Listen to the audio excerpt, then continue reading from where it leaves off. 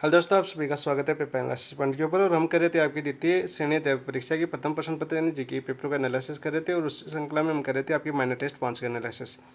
5 में हमने क्या किया था, पहला एक वीडियो बना चुके हैं जिसमें हमने एक से लेकर क्वेश्चन 50 तक पूरा एनालिसिस कर चुके थे। कंप्लीट एनालिसिस किया था हमने, प्रत्येक क्वेश्चन को समझा था। क्वेश्चन के समझने के साथ साथ हमने प्रत्येक ऑप्शन की व्याख्या की थी। व्याख्या के साथ साथ हमने वो क्वेश्चन भी बताए थे आपको प्रीवियस ईयर की जो आपकी महत्वपूर्ण क्वेश्चन है वो भी हमने पूरे कंप्लीट कर लिए साथ साथ। और ये आपके 50 क्वेश्चन थे, वो थे आपके भूगोल के, यानी आपकी राजस्थान भूगोल है, भूगोल के क्वेश्चन थे। बहुत ही शानदार क्वेश्चन थे और अच्छे लेवल के क्वेश्चन थे। और इनकी व्याख्या कर लोगे तो इनसे बाहर कोई क्वेश्चन नहीं बनेगा। ठीक है, जो 50 क्वेश्चन किए थे इन 50 क्वेश्चनों को करोगे। साथ में जो इनके 4 ऑप्शन दिए हुए हैं, 4 ऑप्शन दिए हुए हैं, इन चारों ऑप्शनों को यदि आप एनालिसिस करते हो अच्छे से, मैंने करवाया वीडियो के अंदर, तो इनके अलावा आपकी इस जो टॉपिक थे आपके कौन कौन से टॉपिक थे आपके इसमें पहले में, इसमें थे आपके भौतिक रूप, आपका भौतिक स्वरूप था राजस्थान का। ठीक है, राजस्थान की आपकी जलवायु थी, राजस्थान की जलवायु थी, और आपके राजस्थान का अफवाह तंत्र था। यानी 3 टॉपिक थे आपकी अफवाह तंत्र। जो आपकी माइनर टेस्ट 5 था, इसमें आपकी राजस्थान ज्योग्राफी के 3 टॉपिक थे। कौन कौन से आपके, भौतिक स्वरूप, जलवायु और अफवाह तंत्र। ठीक है, इन तीनों क्वेश्चन में जितने महत्वपूर्ण क्वेश्चन बनते हैं आपके, जैसे कोपेन का वर्गीकरण जलवायु के बारे में देखें हम, और आपके थार्नोवेट का वर्गीकरण, तो अच्छे से हम उसको समझाया गया। ठीक है, राजस्थान की कितनी जो आपकी अवस्था है उसमें बटा गया है। ठीक है, जैसे 5 सामान्य रूप से 5 भौगोलिक जलवायु में बटा गया राजस्थान को, जैसे आर्द्र, शुष्क, अर्ध शुष्क, उपाद्र, अति आर्द्र। ठीक है, तो 5 में बटा गया, वही कोपेन और थार्नोवेट ने 4 भागों में बटा था। तो अच्छे से हमने समझा था, तो अच्छे से हमने कनेक्ट किया थोड़ा सा। फिर आपने अफवाह तंत्र भी पढ़ा था, हमने 3 अफवाह तंत्र पढ़े थे आपके राजस्थान में। एक तो आंतरिक अफवाह तंत्र पढ़ा था जो राजस्थान में सबसे बड़े क्षेत्रफल पर फैला हुआ है। ठीक है, फिर दूसरा पढ़ा था हमने अरब सागरीय अपतंत्र, जिसमें 4 नदियाँ पढ़ी थी हमने। कौन कौन सी पढ़ी थी हमने पढ़ी थी 4 नदियाँ अरब सागरीय, जो आपकी पश्चिमी बनास, लूणी, माई और साबरमती, जिसमें 2 नदियाँ थी जो लूणी और पश्चिमी बनास, वो तो गिर रही थी किसमें, आपकी कच्छ के रण में। और साबरमती और माही थी, वो जा रही थी आपकी खंबाती खाड़ी में। ठीक है, बाकी हमने फिर अरावली पढ़ा था, पश्चिमी रतीला मरुस्थल पढ़ा था। पश्चिमी रतीला मरुस्थल को हमने 2 भागों में बांटा था। ठीक है, 25 सेंटीमीटर समरेखा पड़ी थी, और आपकी जुलाई माह की समदाब रेखा पड़ी थी 997 वाली। कहाँ से जाती है आपकी, जैसलमेर, बीकानेर और गंगानगर। ऐसे क्वेश्चन थे जो हमने बहुत ही अच्छे शानदार तरीके से हमने समझे इन 50 क्वेश्चनों के अंदर। और आज हम करें आगे की 50 क्वेश्चनों में से पहले आपके 10 या 8 क्वेश्चन तो आपके ज्योग्राफी से हैं, तो उनको देख लेंगे। फिर आपके भारतीय राजनीति विज्ञान से हैं, किसी आपकी भारतीय राजनीति विज्ञान क्वेश्चन है आपके। और भारतीय अपना, जैसे भारत में देखिए आपका संविधान है, सबसे पहले संविधान का टॉपिक था आपका। ठीक है, विशेषता है संविधान की विशेषता है। और दूसरा आपका नीति निर्देश तत्व या मौलिक अधिकार, मौलिक अधिकार और नीति निर्देश तत्व से संबंधित क्वेश्चन थे आपके। 2-3 ये थे आपके, ये क्वेश्चन थे आपके जो आपके अभी 50 क्वेश्चन हम आगे करेंगे, वो और अच्छे से करेंगे आपके। और सबसे ज़्यादा आपका संविधान सभा वाला क्वेश्चन टॉपिक इंपॉर्टेंट है इसमें, क्योंकि पिछली बार भी आपकी संविधान सभा से क्वेश्चन आया था। ठीक है, संविधान सभा को कौन कौन सी समितियाँ थी, जैसे प्रारूप समिति। और जैसे प्रारूप समिति तो इंपॉर्टेंट हो जाती है, क्यों जाती है कि आपके भीमराव अम्बेडकर आपको पर्सनल भी दे रखा है, जैसे आपके टॉपिक दे रखा है आपके BR अम्बेडकर। ठीक है, तो प्रारूप समिति तो आपके लिए वैसे इंपॉर्टेंट है। प्रारूप समिति पिछले जो 10-11 एग्जाम हुई है ना, उसमें से कम से 6 या 7 में आपको पूछी गई है। उसके कौन सा सदस्य शामिल नहीं है, जो आपके 7 टोटल 7 थे अध्यक्ष सहित, उसमें से 6 सदस्यों की बार बार नाम पूछे हैं, तो वो आपको याद होना जरूरी है। ठीक है, तो उन सभी को हम पढ़ेंगे, अच्छे से समझेंगे। तो चलो शुरुआत करते हैं माइनर टेस्ट 5। शुरुआत करने से पहले यदि अभी तक अपने चैनल को आपने सब्सक्राइब नहीं किया तो चैनल को सब्सक्राइब कर लीजिए।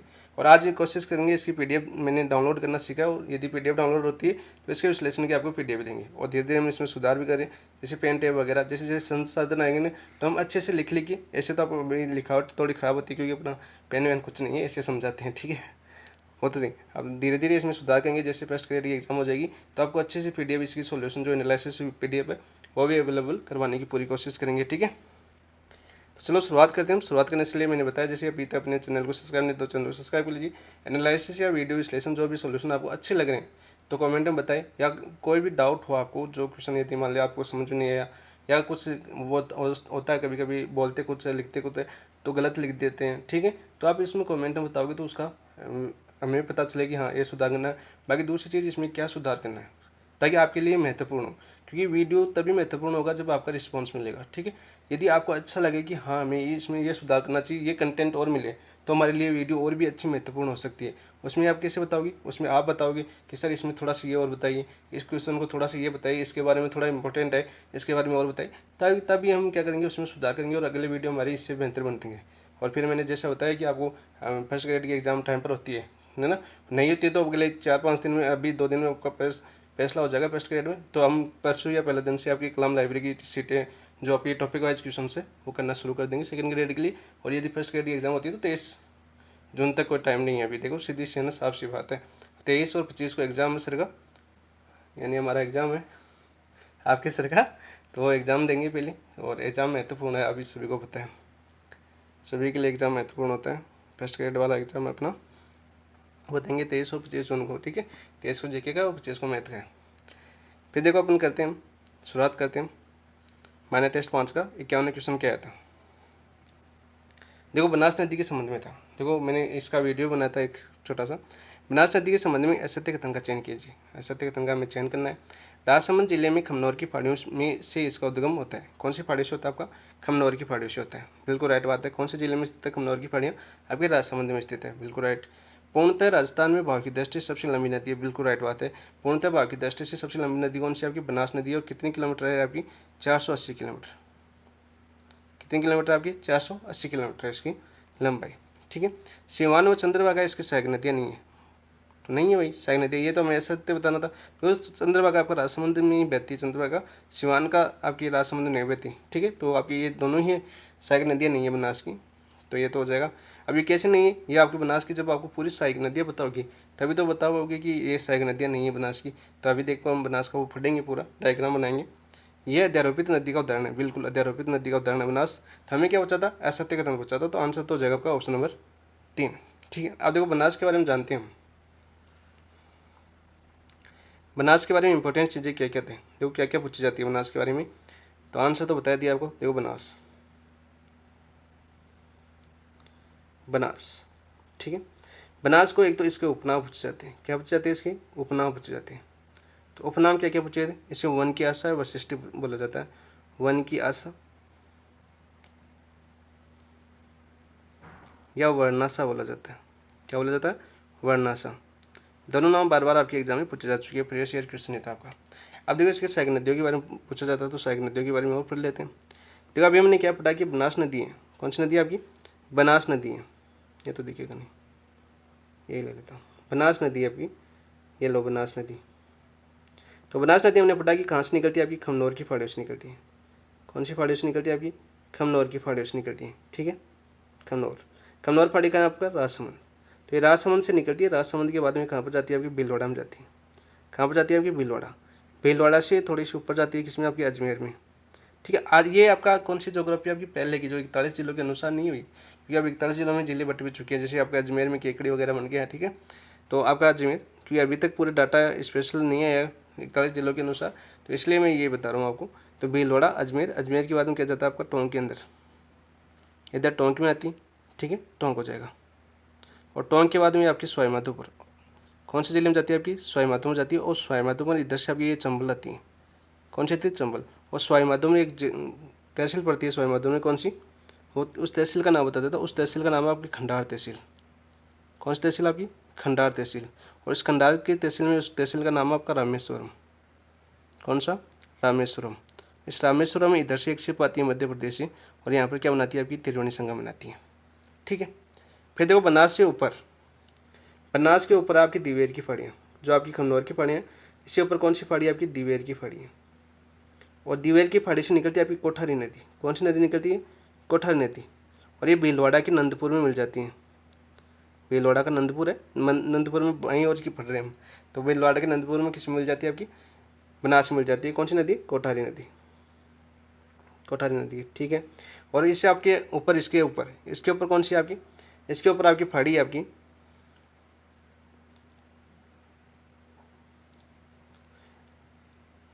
बिजराल की पहाड़ी। कौन सी पहाड़ी है आपकी? बिजराल की पहाड़ी। और बिजराल की पहाड़ी से आपकी जो बनास नदी है, इसकी सबसे लंबी सहायक नदी निकलती है। सबसे लंबी सहायक नदी कौन सी निकलती है आपकी? खारी नदी। खारी नदी निकलती है सबसे लंबी सहायक नदी। और ये आपकी भीलवाड़ा में बहने के बाद, भीलवाड़ा में बहने के बाद, अजमेर में बहने के बाद, अजमेर में नारायण सागर बांध है इस पर, ठीक है। और वो अजमेर में बहने के बाद ये टोंक में मिलती है। कहाँ पर मिलती है आपकी? टोंक में। थोड़ा सा ज़्यादा हो गया, ठीक है। टोंक में मिलती है ना।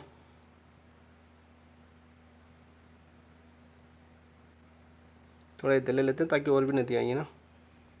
टोंक में मिलती है। कहाँ पर मिलती है आपकी? टोंक, यहाँ पर। ये टोंक आपकी। और टोंक की किस में मिलती है आपकी? टोंक की मिलती है आपकी राजमहल आ सकता है आपका राजमहल के अंदर, या तो राजमहल आ सकता है इसकी जगह, ठीक है।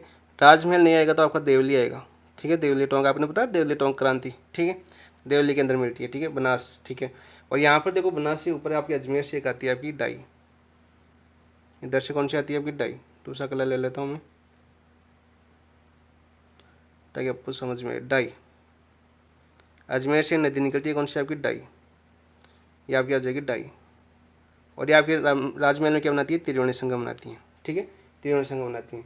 फिर देखो अजमेर से एक नदी निकलती है आपकी मानसी, कौन सी नदी है आपकी मानसी, कहाँ से निकलती है, अजमेर से।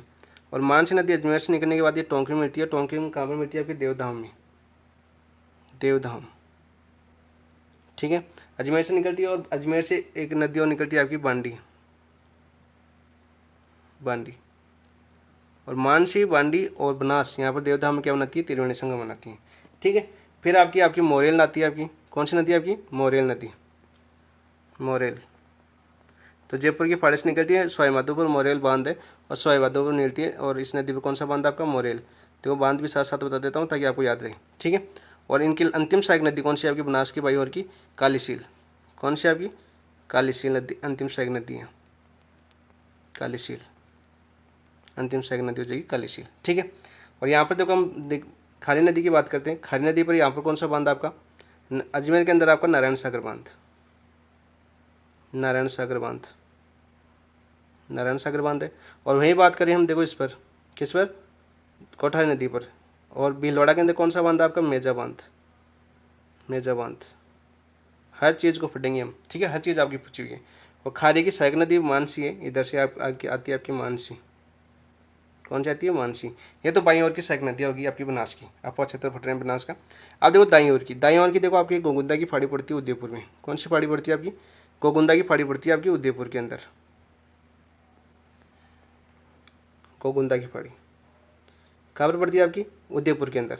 और ये यहाँ से आयड के नाम से निकलती है, गोगुंदा की फाड़ी से किस नाम से निकलती है, आयड की। और किस में गिरती है आपकी, ये उदय सागर झील, कौन सी झील आपकी, उदय सागर झील, उदय सागर झील। इस झील में गिरने के बाद में किस नाम से प्रसिद्ध हो जाती है आपकी, बेड़च, बेड़च के नाम से प्रसिद्ध हो जाती है। और बेड़च से निकलती हुई भीलवाड़ा में मिलती है आपकी। और भीलवाड़ा में कहाँ पर मिलती है आपकी, यहाँ पर। और यहाँ पर कौन सा गाँव आपका, बिगोद, बिगोद में मिलती है। वहीं देखो ये तो बिगोद में मिल गई, वहीं एक नदी और आती है कहाँ से आपकी, भीलवाड़ा से, मैनाल, मैनाल जलप्रपात किस पर आपकी, मैनाल नदी पर, तो मैनाल, ठीक है, मैनाल। ये भी आपकी बिगोद में मिलती है। और बिगोद में क्या बनाती है आपकी, त्रिवेणी संगम बनाती है। तो देखो त्रिवेणी संगम देखिए, हम त्रिवेणी संगम पूछते हैं बनास के, तो आपके बिगोद में बनता है, राजमहल में बनता है, देवधाम में बनता है और खंडार तहसील रामेश्वर में बनता है, ठीक है। ये तो आपका त्रिवेणी संगम। एक और देखो आपकी बेड़च की ओर देख लेते हैं, यहाँ पर आपकी बेड़च की जावेद की फाड़ी है एमपी के अंदर। जावेद की फाड़ी कहाँ पर आपकी, एमपी के अंदर। में कल बताया था मैंने, जावेद की फाड़ी से एक निकलती गंभीरी, कौन सी निकलती, गंभीरी निकलती है, ठीक है। और ये चित्तौड़गढ़ के कहाँ से प्रवेश करती है आपकी, निम्बाहेड़ा से, निम्बाहेड़ा से प्रवेश करती है। और निम्बाहेड़ा से प्रवेश करने के बाद ये चित्तौड़गढ़ में बेड़च मिल जाती है। और ये मैसा का पठार है इधर, मैसा का पठार यहाँ पर कौन सा दुर्ग है आपका, चित्तौड़गढ़ दुर्ग, चित्तौड़गढ़ दुर्ग लिख देता हूँ, ठीक है, चित्तौड़गढ़ दुर्ग यहाँ पर स्थित है। कौन सी पर आपकी, गंभीरी और बेड़च के अंदर। ये आपके बनास का अपा क्षेत्र था, तो आपने अच्छे से समझ लिया इसको।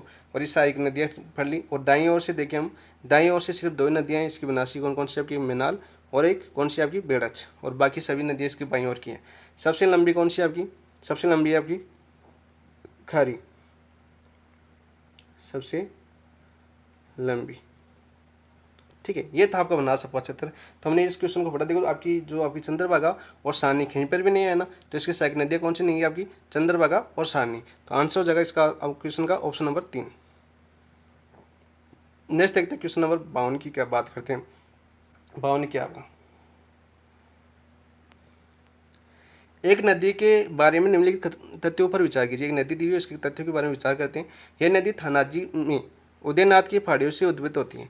तो पहले तो आपको ये पता होना चाहिए कि उदयनाथ की पहाड़ियाँ कहाँ पर आपकी, उदयनाथ की पहाड़ियाँ आपकी अलवर के अंदर, कहाँ पर स्थित है आपकी, अलवर जिले के अंदर आपकी, ठीक है। वराह लसवारी उपनाम से जान जाती है, वराह और लसवारी उपनाम से जान जाती है, बिल्कुल। उपयुक्त कथन किस नदी की विशेषताओं को इंगित करते हैं, ये करते हैं आपकी रूपाडेल नदी को। आंसर हो जाएगा आपका ऑप्शन नंबर 2, ठीक है। खारी हमने अभी पढ़ी, ठीक है, बनास की सहायक नदी है। रूपनगढ़ देखो आपके अजमेर से निकलती है, अजमेर से निकलती है रूपनगढ़। और किस में गिरती है आपकी ये, रूपनगढ़ की बात करें हम,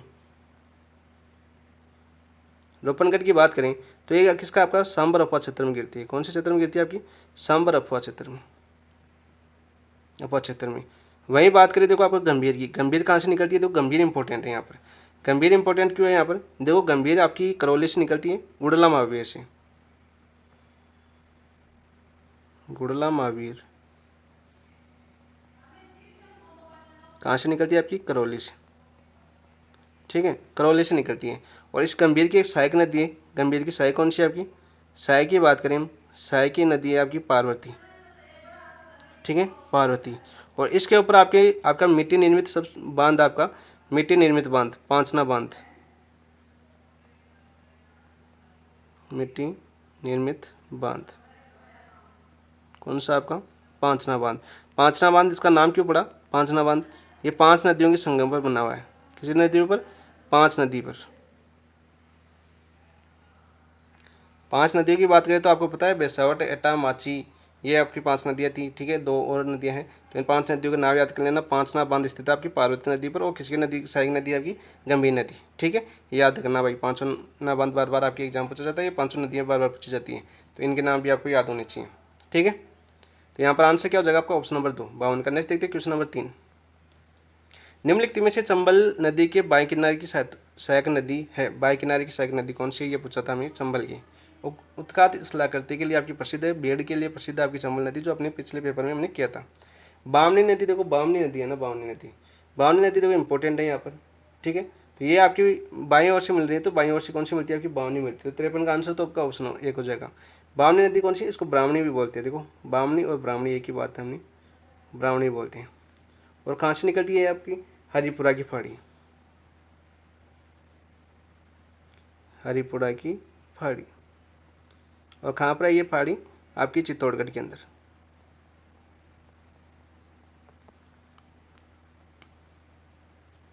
एकमात्र नदी, एकमात्र नदी जो चित्तौड़गढ़ के दोनों भागों में बहती है, दोनों भागों में बहती है, बार बार क्वेश्चन पूछा गया आपका, दोनों भागों में बहती है, ठीक है। एक क्वेश्चन और क्या है आपका, राजस्थान की दूसरी जल विद्युत परियोजना, राजस्थान की दूसरी जल विद्युत परियोजना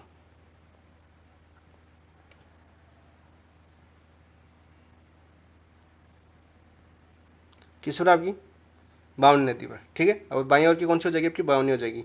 ये 2 इंपॉर्टेंट क्वेश्चन बनते हैं आपकी, याद हो जाएगा आपका। अलनिया आपकी दाएं ओर की है, अलनिया आपकी दाएं ओर की है, ठीक है। काली सिंध आपकी दाएं ओर की है, आपकी मध्य प्रदेश के देवास से निकलती है, देवास MP से। और झालावाड़ की रायपुर से प्रवेश करती है, आपकी झालावाड़ जिला है ना, झालावाड़ के रायपुर से राजस्थान में प्रवेश करती है। और इसके सहायक नदी है आऊ, और आऊ और कालीसिंध के संगम पर कौन सा दुर्ग आपका, गागरोन दुर्ग, बार बार पूछा जाता है आपका एग्जाम में। राइट आंसर कुन्नू भी इसकी आपकी, ये 12 जिले में बहती है आपकी कुन्नू, ठीक है। दाएं ओर की आपकी सहायक नदी आपकी चंबल की। आंसर हो जाएगा ऑप्शन नंबर 1 थे अपन का। नेक्स्ट क्वेश्चन नंबर 54 की बात करते हैं हम। आव नदी राजस्थान का प्रवेश कहाँ पर करती है, देखो रामगढ़ नहीं, सुसने, जालवानी, नंदपुर। आपका राइट आंसर हो जाएगा ऑप्शन नंबर 3। अंधेरी, ल्यासी और आपकी पंडित सहायक नदी है, पार्वती की सहायक नदी है। किसकी नदी आपकी, पार्वती की सहायक नदी है, अंधेरी, ल्यासी वगी नदियाँ। ऑप्शन नंबर 3 आपका राइट आंसर हो जाएगा 54 का। नेक्स्ट बात करते हैं, आओ अभी देख रहा हमने सहायक नदी आओ और काली सिंध पर कौन सा आपका गागरोन दुर्ग स्थित है, सहायक नदी। और नंदपुर से झालावाड़ में प्रवेश करती है, और रायपुर से आपकी काली सिंध प्रवेश करती है, और झालावाड़ के अंदर गागरोन किला है ना, तो वहाँ पर संगम में आती है दोनों नदियाँ। नेक्स्ट है क्वेश्चन नंबर 55 की बात करते हैं। दक्षिणी पूर्वी पठारी प्रदेश में त्रिकोणी काव्य बेसिन, त्रिकोणी काव्य बेसिन का निर्माण करने वाली नदियाँ उपयुक्त समुच्चय है। कौन सा उपयुक्त समुच्चय, यह मैं पूछा है आपका 55 के अंदर। तो कौन सा जगह देखो आपका, चंबल, बनास, शिव, ये आपका नहीं है, पहला तो नहीं होगा, ठीक है। परवन, देखो परवन आपकी कौन सी, शेरगढ़ अभ्यारण्य से बहती है, 12 से, ठीक है। और शेरगढ़ किला भी परवन में, कहाँ पर बहती है, तो 12 में बहती है। निवाच, ये गलत हो जाएगा। चंबल, कालीसिंध, पार्वती। तो आंसर क्या हो जाएगा आपका, चंबल, कालीसिंध, पार्वती है, और त्रिकोणी काव्य बेसिन का निर्माण करती है। कौन कौन सी आपकी, चंबल, कालीसिंध, पार्वती। आंसर हो जाएगा आपका ऑप्शन नंबर 3। 55 था ना, 55 का ऑप्शन नंबर 3। ठीक है, नेक्स्ट बात करते हैं क्वेश्चन नंबर 56 की बात करते हैं। देखो आप, भारतीयों द्वारा संविधान निर्माण की दिशा में किया गया पहला प्रयास नेहरू रिपोर्ट थी। ये रिपोर्ट कब प्रकाशित हुई? ये रिपोर्ट कब प्रकाशित हुई थी आपकी? नेहरू रिपोर्ट 10 अगस्त 1928 को, 10 सितंबर 1928 को, 10 अक्टूबर 1928 को या 10 नवंबर 1928 को तब हुई थी आपकी रिपोर्ट। एक मिनट, कब हुई थी आपकी? 10 अगस्त 1928 को। ऑप्शन नंबर एक आपका राइट आंसर हो जाएगा 56 का। देखो क्या बात हुई थी, इसको समझे हम। तो देखो आपको क्या आए थे आपके यहाँ पर, समझ लेते हैं इसको।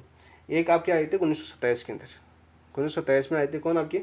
लॉर्ड बर्किंगहेड, लॉर्ड बर्किंगहेड आए थे, बर्किंगहेड। इन्होंने क्या दी आपकी? इन्होंने चुनौती दी, चुनौती दी थी इन्होंने। चुनौती दी, क्या दी कि भारत के जितने भी राजनीतिक दल है ना, भारत के जितने भी राजनीतिक दल, जितने भी भारत के राजनीतिक दल है ना, वो संविधान निर्माण करके दिखाए। एक मतलब कि संविधान निर्माण करें, संविधान निर्माण करके दिखाए, संविधान का निर्माण करें सभी राजनीतिक दल। तो इस चुनौती को स्वीकार किया था। इस चुनौती, जो ये चुनौती दी गई ना, इस चुनौती को स्वीकार किया गया था। स्वीकार किसने किया था आपकी? कांग्रेस ने। और 1928 में कमेटी बनाई, 1928 में क्या बनाई? एक कमेटी बनाई।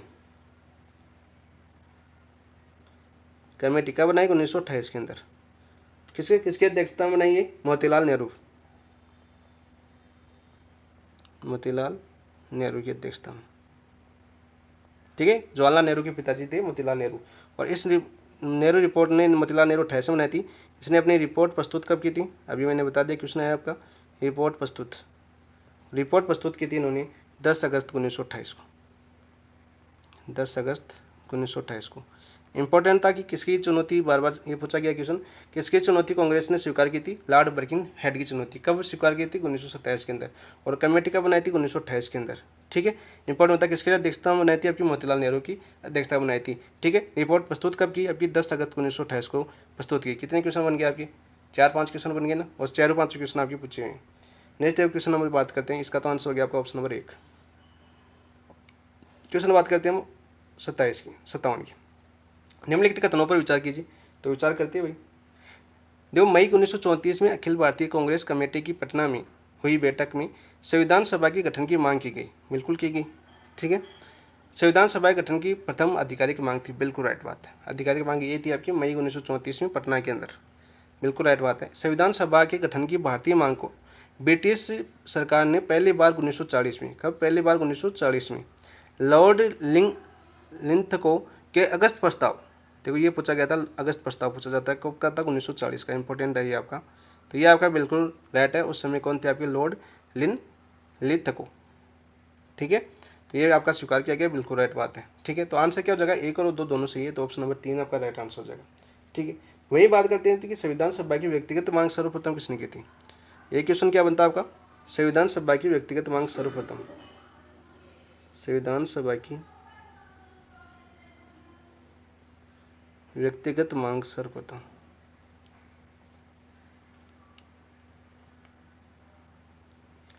किसने मांगी थी? ये व्यक्तिगत मांग सर्वप्रथम किसने की थी आपकी? 1934 में की गई थी। 1934 में की थी। किसने की थी आपकी? ये की थी आपकी एम एन रॉय ने। एम एन रॉय, ये क्वेश्चन बार बार आपका पूछा जाता है। M N Roy.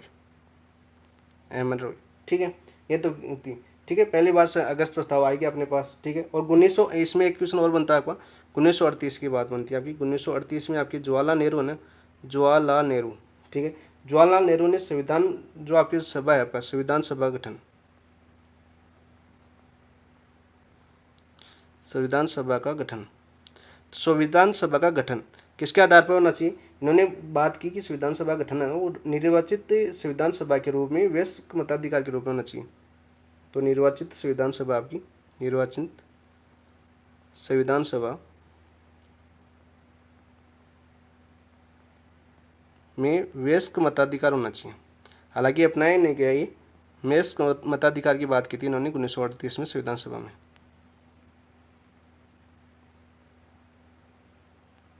किसने बात की थी आपकी? जवाहरलाल नेहरू ने। किसने बात की थी? जवाहरलाल नेहरू ने। काफ़ी बार पूछा गया कि निर्वाचित संविधान सभा में वयस्क मताधिकार होना चाहिए, ये बात किसने की थी? प्रस्ताव किसने रखा था? जवाहरलाल नेहरू रखा था। कब रखा था? 1938 के अंदर। ये क्वेश्चन भी काफ़ी इंपॉर्टेंट बनता है आपकी, और सेकंड ग्रेड में बार बार पूछा गया है। ठीक है, ये क्वेश्चन भी आपका इंपॉर्टेंट है। तो आंसर क्या हो गया? दोनों आपका आंसर हो जाएगा। ऑप्शन नंबर 3 आपका राइट आंसर हो गया। 57 का। नेक्स्ट है क्वेश्चन नंबर 58 की बात करते हैं हम। असत्य कथन की पहचान कीजिए। असत्य कथन की पहचान करते हैं 58 के अंदर, तो करो। देखो असत्य कथन क्या हो जाएगा 58 में। संविधान सभा की सीटों का आवंटन जनसंख्या के अनुपात में किया गया। बिल्कुल राइट। किसमें किया गया? आपके जनसंख्या के अनुपात में किया गया। ठीक है। ब्रिटिश प्रांतों को 3 वर्गों में ए, बी और सी में विभाजित किया गया। बिल्कुल राइट। कितने वर्गों में बांटे गए? 3 वर्गों में। बिल्कुल राइट आपका। ब्रिटिश भारत के लिए 292 सीटों का प्रावधान किया गया। नहीं, 292 सीटों का प्रावधान नहीं किया गया। कितनी थी आपकी सीटें? सीटें थी आपकी 296। कितनी सीटें थी आपकी? 296। तो गलत हो जाएगा, मैं असंगत बताना था। तो आंसर तो आपका ऑप्शन नंबर 3 राइट आंसर हो गया। देशी रियासतों से 93 सीटें थी। ठीक है।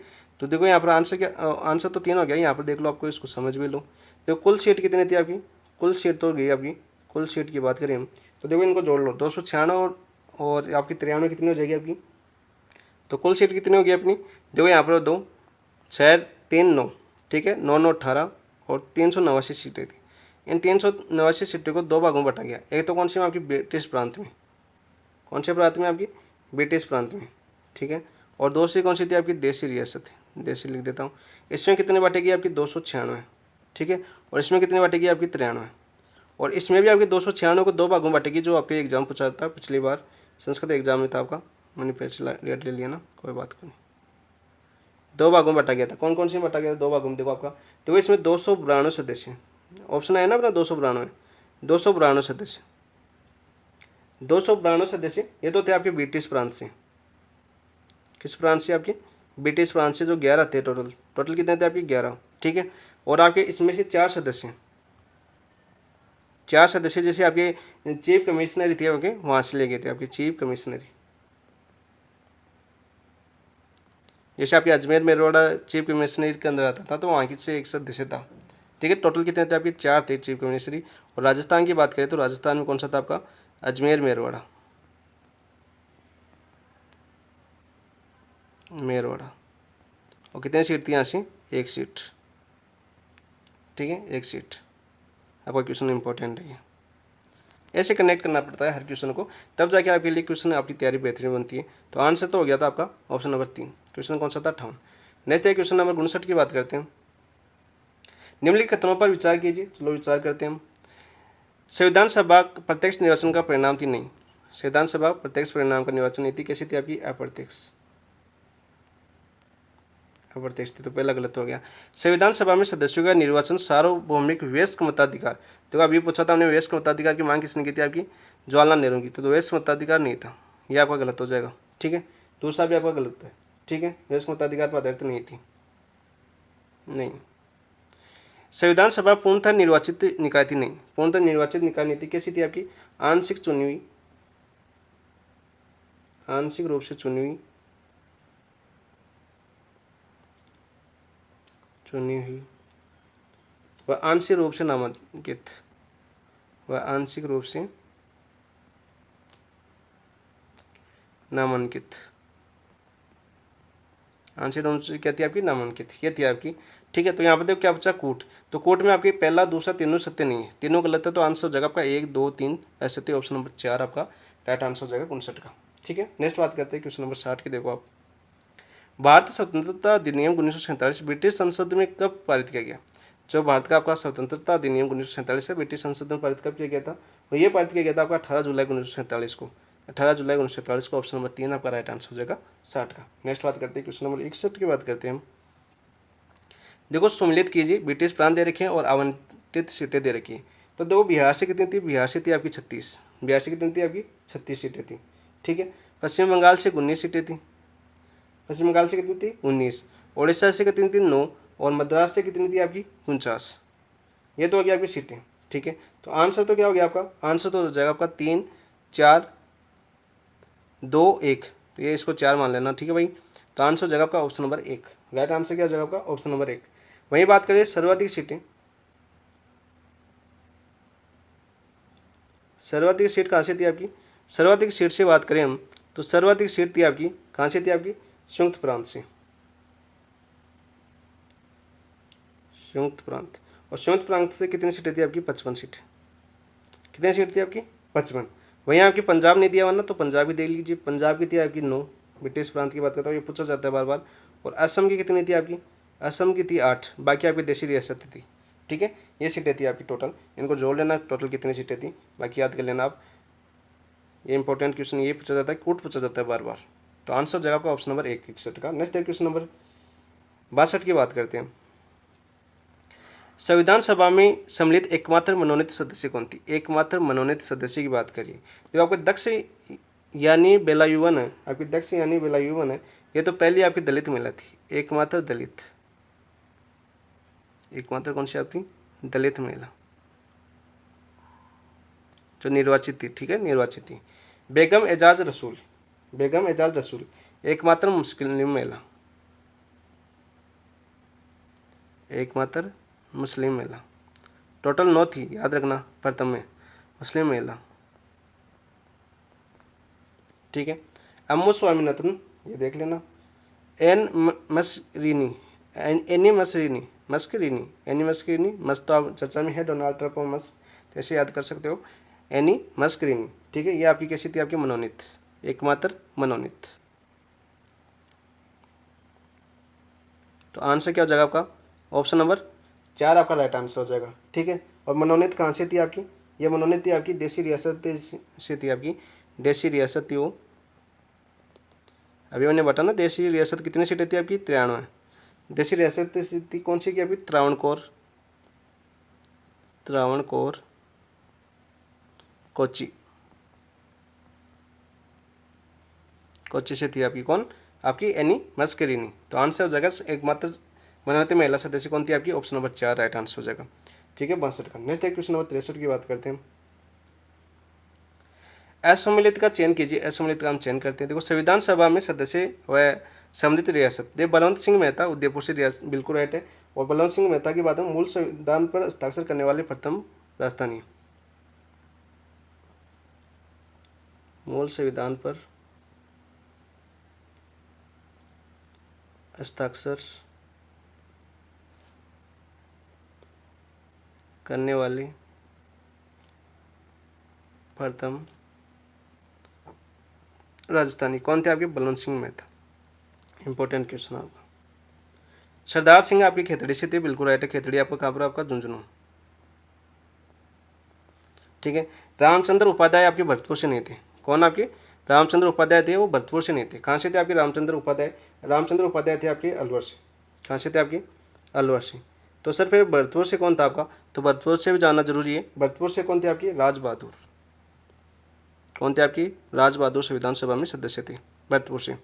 ठीक है, ये पूछा है हमें, तो हमें क्या पूछा था, असम्मिलित, असम्मिलित हो जाएगा आपका option number 3 right answer. Jaswant Singh आपकी बीकानेर से थे, ये आपको पता ही। तो आंसर हो गया आपका ऑप्शन नंबर 3 63 का। नेक्स्ट बात करते हैं क्वेश्चन नंबर 64 की। देखो, कैबिनेट मिशन की योजना कब प्रकाशित हुई, तो कैबिनेट मिशन की योजना कब प्रकाशित हुई थी आपकी, 16 मई 1946। तो आपका आंसर हो जाएगा ऑप्शन नंबर 1। ठीक है, 64 का answer option number 1। Next question number 65 की बात करते हैं। किस विद्वान ने भीमराव अम्बेडकर को भारतीय संविधान की जननी कहा है, मदर ऑफ इंडियन कॉन्स्टिट्यूशन कहा है, किसने कहा है भाई, के एम मुंशी, राजेंद्र प्रसाद, के वी राव, एम सी छगला। तो किसने कहा आपका, के वी राव। ऑप्शन नंबर 3 आपका राइट आंसर हो जाएगा। और आपके लिए बी आर अम्बेडकर इंपॉर्टेंट है, मैंने पहले ही बताया था आपका। और प्रारूप समिति का एक आगे क्वेश्चन है, वहाँ पर प्रारूप समिति पूरी पढ़ लेंगे। ठीक है, हम और प्रारूप समिति के अध्यक्ष थे आपके भीमराव अम्बेडकर, संविधान के निर्माता। वैसे उपाधि देखिए तो हम बाबा साहेब थे आपकी, बाबा साहेब के नाम से प्रसिद्ध है आपकी। ठीक है, दलितों के उद्धारक, और ये आपके संविधान के निर्माता थी, अपनी संविधान के निर्माता, प्रथम कानून मंत्री, प्रथम विधि मंत्री बोल सकते हो, कानून मंत्री बोल सकते हो, विधि मंत्री कौन थे आपके, doctor B R Ambedkar, Bhimrao Ambedkar. ठीक है, बी आर अम्बेडकर। तो आंसर हो जाएगा ऑप्शन नंबर 3, इन्होंने कहा था आपके भारतीय संविधान की जननी। 66 देखिए, हम 66 की बात करते हैं। संविधान सभा की प्रथम बैठक में किस प्रांत से सर्वाधिक सदस्य उपस्थित रहे, किस प्रांत से सर्वाधिक सदस्य उपस्थित रहे। तो हमने देखा था अभी 55 सीटें आपकी संयुक्त प्रांत से जीती थी, मद्रास ने जीती थी आपकी 45 सीटें। ठीक है, तो यहाँ पर देखो आपका क्या था, आपका प्रथम बैठक हुई थी। प्रथम बैठक कब हुई थी आपकी, प्रथम बैठक हुई थी आपकी 9 दिसंबर 1946 को। ये क्वेश्चन आपको पूछा जाता है, ये तो पूछेंगे नहीं पूछेंगे, ये 9 दिसंबर 1946 बार बार पूछ लिया गया आपका। प्रथम बैठक हुई थी 9 दिसंबर 1946 को। कितने सदस्य शामिल हुए थे इसमें, 207 सदस्य शामिल हुए थे बैठक में। कितने, 207 सदस्य शामिल हुए थे। ठीक है। और इनमें 207 होते, इनमें 9 महिलाएं शामिल हुई थी। महिलाएं कितनी शामिल हुई थी प्रथम बैठक में? 9 महिलाएं शामिल हुई थी। और इसी समय इनका आपका इस संविधान सभा का अस्थायी अध्यक्ष चुना गया था। आपका अस्थायी अध्यक्ष किसे चुना गया था भाई? वो चुना गया था आपका डॉक्टर सच्चिदानंद सिन्हा।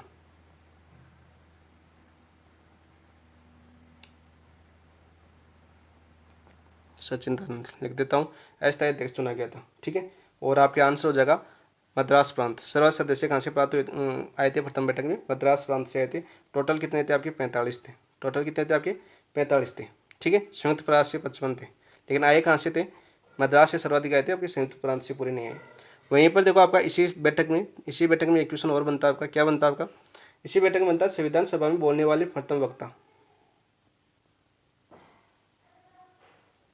संविधान सभा में बोलने वाले प्रथम वक्ता।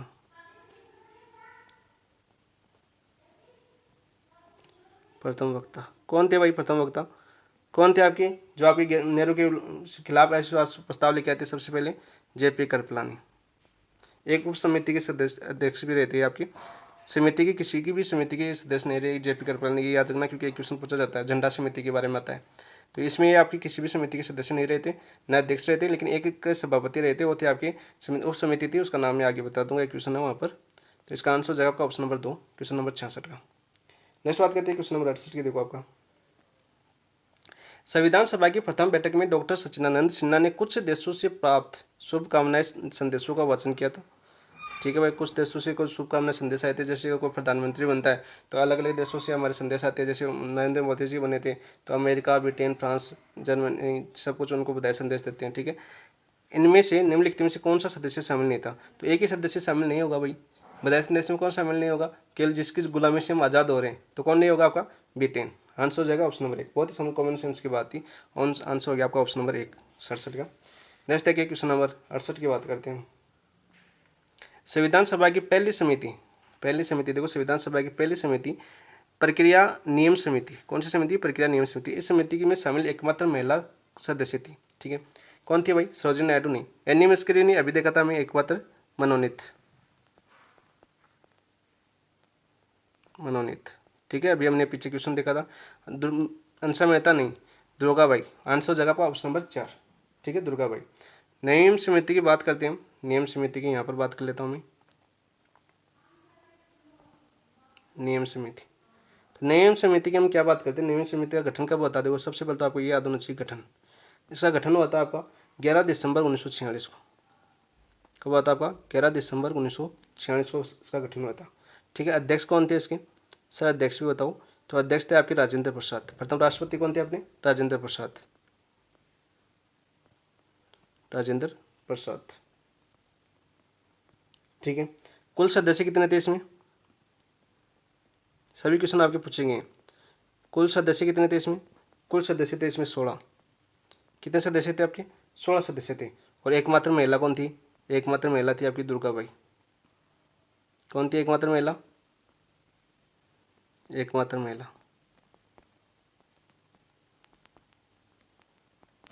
दुर्गा बाई। तो आंसर जगह ऑप्शन नंबर 4। ठीक है, 68 का। नेक्स्ट है क्वेश्चन नंबर 69 करते हैं हम। 69 देखो, प्रारूप समिति आ गई। बहुत ही इंपॉर्टेंट समिति है, बहुत ही इंपॉर्टेंट क्वेश्चन आपके लिए, बार बार आपके एग्जाम में आता है। ठीक है। प्रारूप समिति में कुल कितनी बैठकें हुई? 114, 141, 167 या 165? तो कितनी हुई आपकी? 141। आंसर जगह आपका ऑप्शन नंबर 2। जानते हैं प्रारूप समिति के बारे में? देखो आपका प्रारूप समिति का सबसे पहले तो देखो गठन कब हुआ था इसका? 29 अगस्त 1947 को। कब आता आपका? 29 अगस्त 1947 को इसका गठन हुआ था। ठीक है। अध्यक्ष की बात करें सर, अध्यक्ष कौन थे इसके? तो अध्यक्ष तो मैंने बताया था अभी, BR अम्बेडकर थे। कौन थे आपके? भीमराव अम्बेडकर, भारत के प्रथम कानून मंत्री, संविधान निर्माता। बाकी सदस्य कितने बटे? आपका एक तो अध्यक्ष हो गया, ठीक है, और 6 सदस्य। इन सदस्यों के नाम याद कर लेना भाई, नाम ही पूछे जाते हैं बार बार। तो देखो कौन कौन से सदस्य थे, मैं बता देता हूँ। एक तो है आपके गोपाल स्वामी। कौन थे आपके? गोपाल स्वामी। ठीक है। दूसरे कौन थे आपके? कृष्ण स्वामी अय्यर।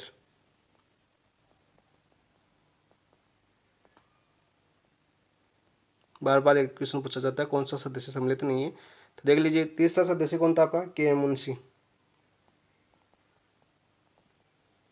के एम मुंशी। चौथा सदस्य कौन सा था भाई, कौन सा चौथा सदस्य था आपके, सैयद मोहम्मद सादुल्ला। सैयद मोहम्मद सादुल्ला। पांचवें सदस्य कौन थे आपके B L Miller. B L Miller.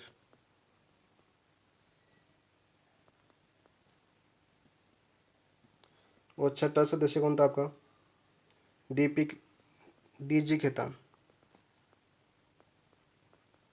ये छह सदस्य थे आपकी, और छः के छः इंपॉर्टेंट है।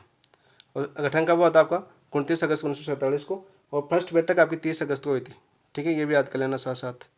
इसके अगले दिन हुई थी फर्स्ट बैठक की बात करें हम, वो कब हुई थी आपकी, 30 अगस्त 1947। आजकल ये भी पूछा जाता है। तो आंसर क्या हो गया था इसका, 141 बैठकें हुई थी 69 के अंदर। नेक्स्ट बात करो क्वेश्चन नंबर 70 की। असम्मिलित का चयन कीजिए, तो असम्मिलित का चयन करते हैं भाई। असम्मिलित कौन सा आपका, देखो संविधान सभा की बात कर रहा है यहाँ पर, संविधान सभा समिति देर के अध्यक्ष। सदन समिति के पटाभी सीतारामैया थे, बिल्कुल राइट है आपका। झंडा समिति के जेपी कृपलानी, मैंने क्या बताया था, किसी भी समिति के अध्यक्ष नहीं थे और किसी भी समिति के सदस्य नहीं थे। ठीक है, झंडा समिति के अध्यक्ष कौन थे आपके, वो थे आपके राजेंद्र प्रसाद। राजेंद्र प्रसाद की बात कर रहा हूँ, राजेंद्र प्रसाद। ठीक है, और कब इसकी समिति पर, देखो झंडा समिति की सिफारिश पर इसने सिफारिश की थी। कब की थी ये सिफारिश, सिफारिश की बात करें हम तो ये सिफारिश की थी इसने, कब की थी ये सिफारिश, 22 जुलाई 1947 को। क्या थी सिफारिश, देखो 22 जुलाई 1947 को सिफारिश क्या थी, सिफारिश थी कि तिरंगा है ना, तिरंगा अपना तिरंगा राष्ट्र ध्वज देखा ना अपना तिरंगा, इस तिरंगा को क्या किया, राष्ट्र ध्वज के रूप में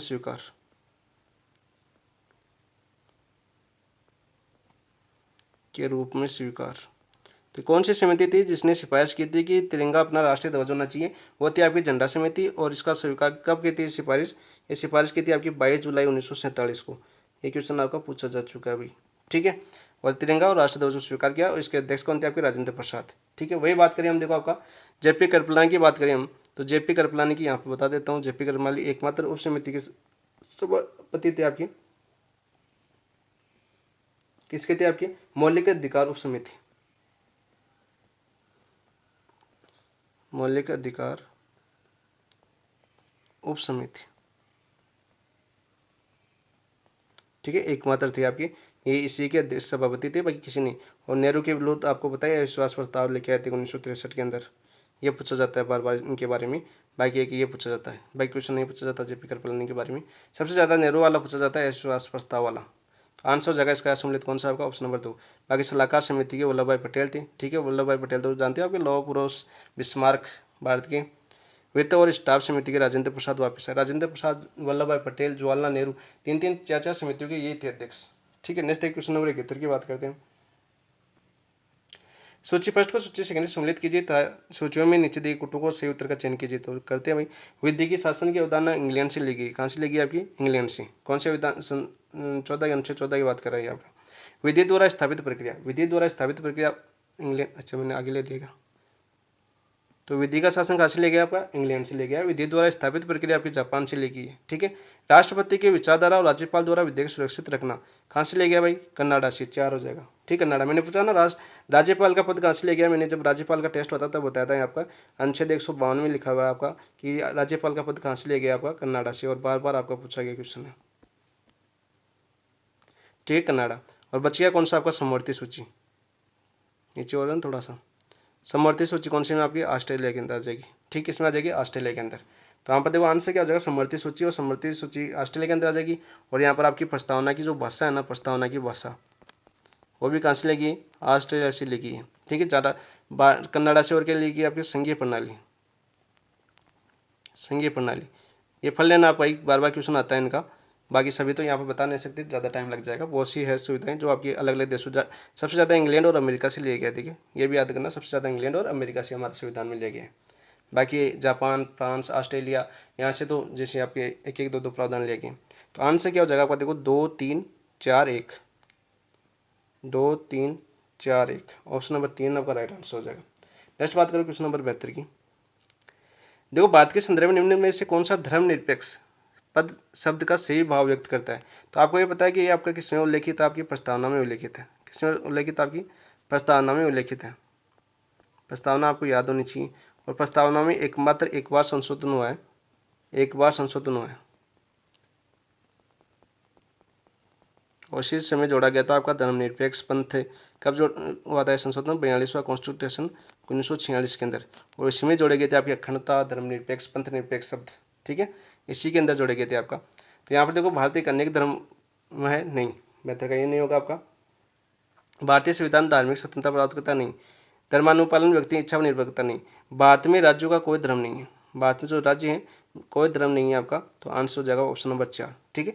भारत में देखो पंथ निरपेक्ष की अवधारणा को अपनाया गया है, धर्म निरपेक्ष की जगह किसको नहीं अपनाया गया, कि पंथ निरपेक्ष की अवधारणा को अपनाया गया, और 42वां संविधान संशोधन 1976 इंपॉर्टेंट याद रखना। तो आंसर हो जाएगा option number 4। Next question number 73 की बात करते हैं।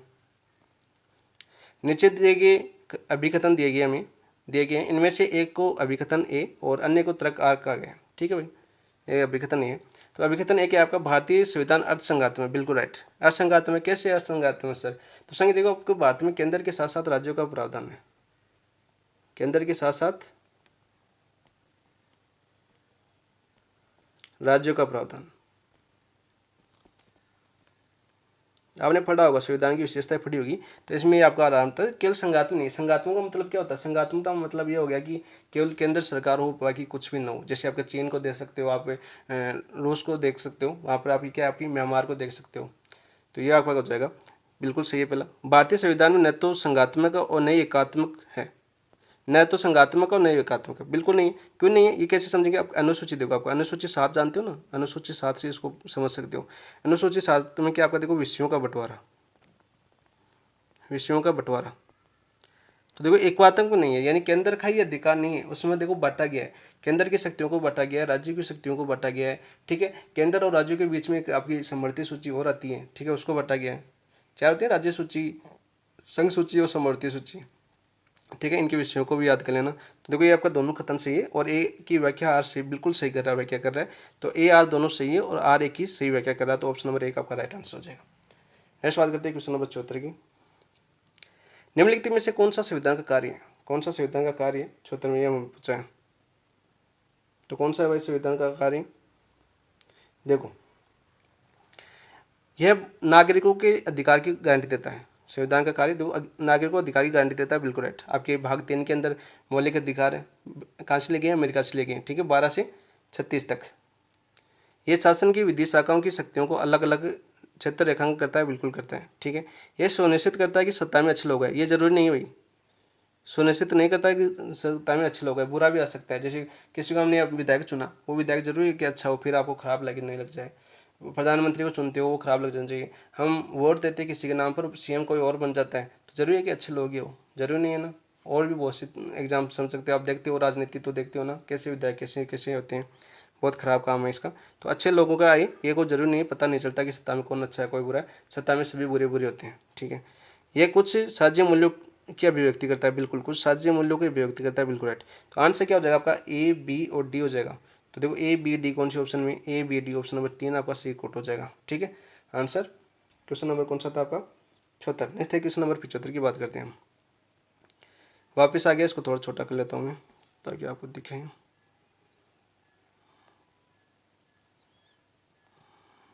ज़्यादा छोटा हो गया ना। तो बात करते हैं, देखो आपका यहाँ पर देखो सूची फर्स्ट को सूची सेकंड से सम्मिलित कीजिए, सूची फर्स्ट को सूची सेकंड से सम्मिलित करना है, ठीक है। दिए गए कुटों का प्रयोग करके सही उत्तर का चयन करना है। तो देखो करो, अमेरिका के संविधान से क्या लिया गया आपको, अमेरिका के संविधान से आपके न्यायाधीशों को पद से हटाने की प्रक्रिया ली गई, बिल्कुल नहीं। न्यायाधीशों को पद से हटाने की प्रक्रिया कहाँ से ली गई आपकी, अमेरिका से ली गई, बिल्कुल राइट।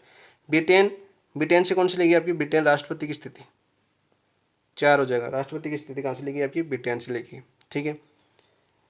कन्नाडा देखो आपको कन्नाडा से लेके आपका सर्वोच्च न्यायालय का सलाहकारी क्षेत्र अधिकार। ऑप्शन नंबर 2 सलाहकारी क्षेत्र अधिकार आपका अनुच्छेद 143 की बात करता है। ठीक है, आंसर हो जाएगा 2। ऑस्ट्रेलिया से क्या लेगा, संसद के दोनों सदनों की संयुक्त बैठक, बिल्कुल राइट। 108 की बात कर रहा है अनुच्छेद, तो ये भी बिल्कुल राइट। कहाँ से ले गया, ऑस्ट्रेलिया से ले गया। तो आंसर क्या हो जाएगा आपका, आंसर हो जाएगा 1 4 2 3। तो आंसर देखो 1 4 2 3, ऑप्शन नंबर 1 ही दिख रहा है मुझे यहाँ से छोटा सा। तो आंसर हो जाएगा आपका पहला ही ऑप्शन, 75 का नीचे लेने की आवश्यकता नहीं पड़ी। नेक्स्ट देखो क्वेश्चन नंबर 76 की बात करते हैं। चंपकम दोहराई राजनवाद, कौन सा वाद आपका, चंपकम दोहराई राजनवाद का संबंध निम्नलिखित में से किस अनुच्छेदों से था, किन अनुच्छेदों से था, ये पूछा गया। अच्छा, इंग्लिश दोनों आ गई क्या, नहीं ऐसे में है। तो यहाँ पर देखो आपका अनुच्छेद 15 और 46 में, अनुच्छेद 29 और 46 में, अनुच्छेद 15 और 29 में, अनुच्छेद 15, 29, 46। तो पहले तो आपको ये अनुच्छेद मालूम होना चाहिए, ठीक है सभी। तो ये तो मैं बता देता हूँ अनुच्छेद 29 और 46 में। अनुच्छेद 29 क्या है आपका, जो आपके अधिकार कौन सा था आपका, अधिकार है आपका देखो आपका संस्कृति और शिक्षा का अधिकार, संस्कृति और शिक्षा का अधिकार।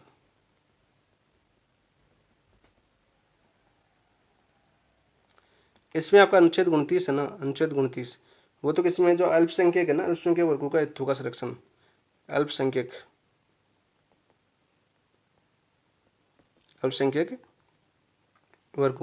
वर्गों के लिए आपका, वर्गों के लिए। और अनुच्छेद 46 भी अल्पसंख्यक वर्गों के लिए, जैसे ओबीसी, SC ST और OBC सभी का अनुच्छेद 46 में तो प्रबंधन, ठीक है। इससे समतिवाद था ये आपका। तो ऑप्शन नंबर 2 आपका राइट आंसर हो जाएगा। 15 तो आपका आपने पढ़ा होगा, जो जातीय लिंग भेद जन्म स्थान आदि के स्थान पर भेदभाव नहीं किया जा सकता, ठीक है। 15 के अंदर किसी समानता के अधिकार से, 15 किससे आपका, 15 की बात करें तो समानता का अधिकार, समानता का अधिकार। तो आंसर हो जाएगा आपका ऑप्शन नंबर 2। नेक्स्ट बात करते हैं क्वेश्चन नंबर 77 की। देखो 77 क्या आता है आपका, इसको छोटा करना पड़ेगा, थोड़ा सा बड़ा हो जाता है। ये देखिए आपका, ठीक है, आप दिखेगा। भारतीय संविधान में उल्लिखित मूल अधिकारों की विशेषता मान जाती है, मूल अधिकारों की विशेषता मान जाती है। देखो कौन सी आपकी, सर्वोच्च न्यायालय द्वारा संरक्षण प्राप्त, बिल्कुल राइट। किसकी बात कर रहा है आपका, अनुच्छेद 13, ठीक है। अनुच्छेद 13 में आपका है, स्वतंत्र की बात कर रहा हूँ मैं, तो बिल्कुल राइट आपका। यह अत्यंतिक नहीं अपितु इन पर युक्तियुक्त निर्बंध लगाए गए, बिल्कुल राइट आपका। जैसे आपातकाल वगैरह होता है तब इन पर युक्तियुक्त निर्बंध लगाए गए हैं, बिल्कुल राइट। यह व्यक्ति के भौतिक और नैतिक विकास हेतु आवश्यक है, जो आपकी मूल अधिकार है भौतिक और नैतिक विकास हेतु आवश्यक है, बिल्कुल राइट बात है ये भी आपका। मूल अधिकारों में परिवर्तन के लिए संविधान संशोधन आवश्यक है, बिल्कुल राइट आपका।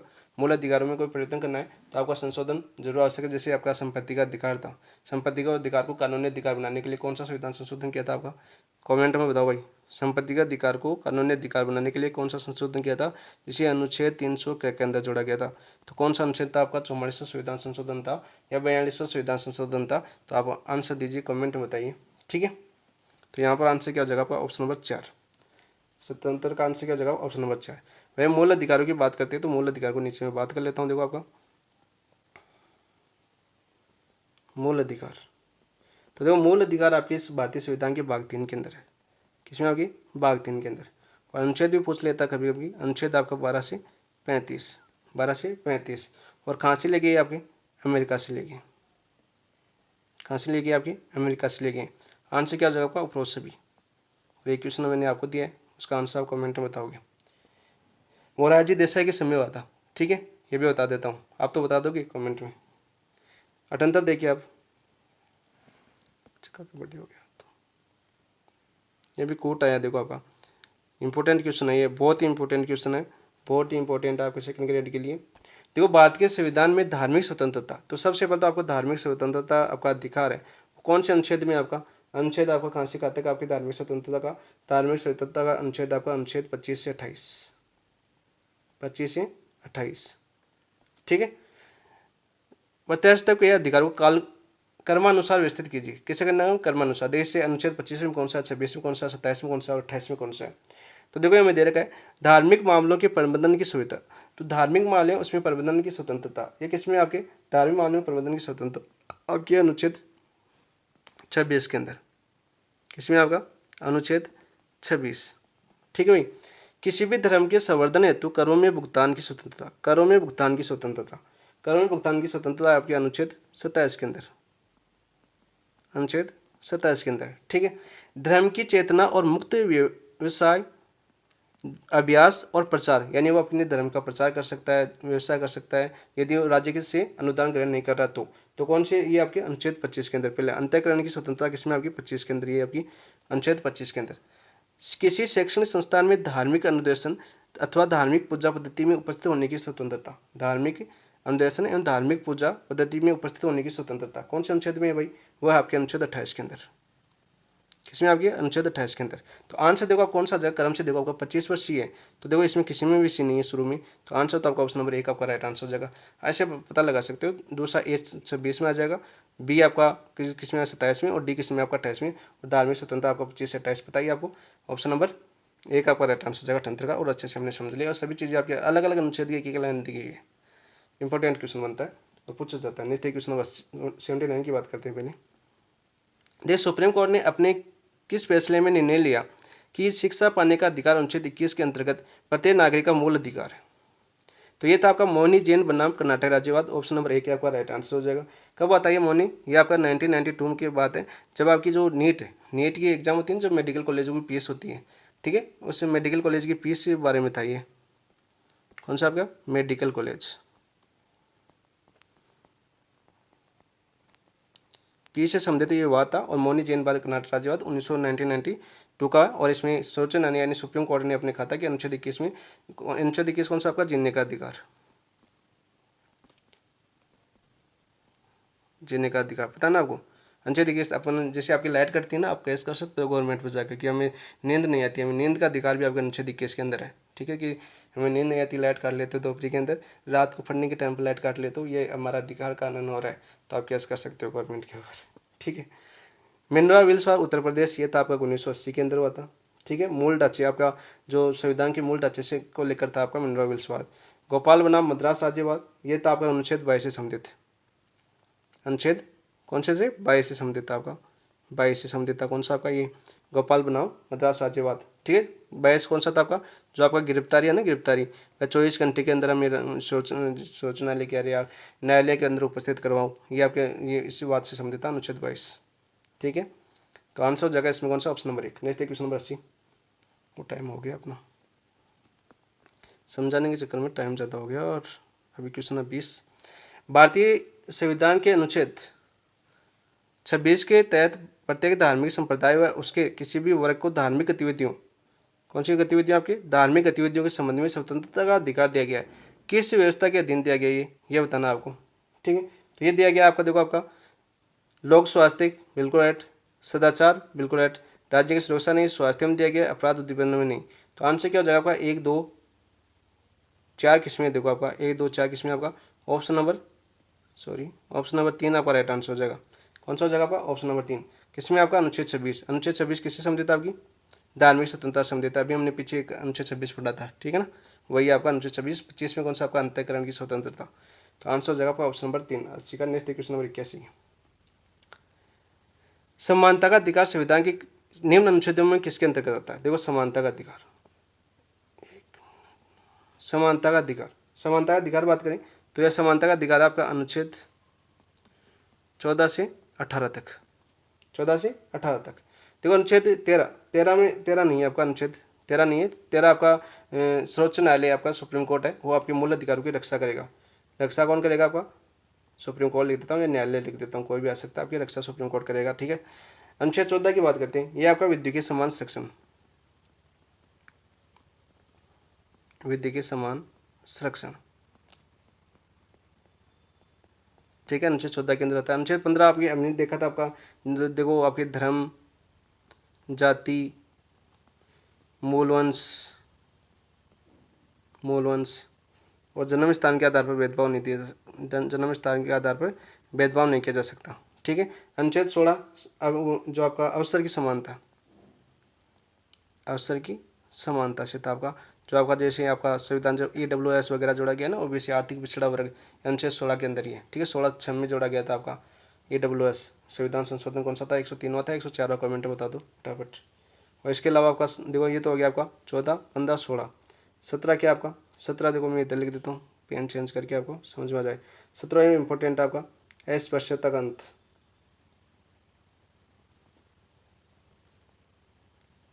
और 18वां क्या आपका, 18 आपका उपाधियों का अंत, उपाधियों का अंत। तो आंसर क्या जाएगा, बी सी डी। कौन से ऑप्शन में, B C D, B C D answer हो जाएगा ऑप्शन नंबर 3। कौन सा जाएगा आपका, ऑप्शन नंबर 3। क्वेश्चन कौन सा था आपका, 81। नेक्स्ट बात करते हैं क्वेश्चन नंबर 82। देखो, निम्न में से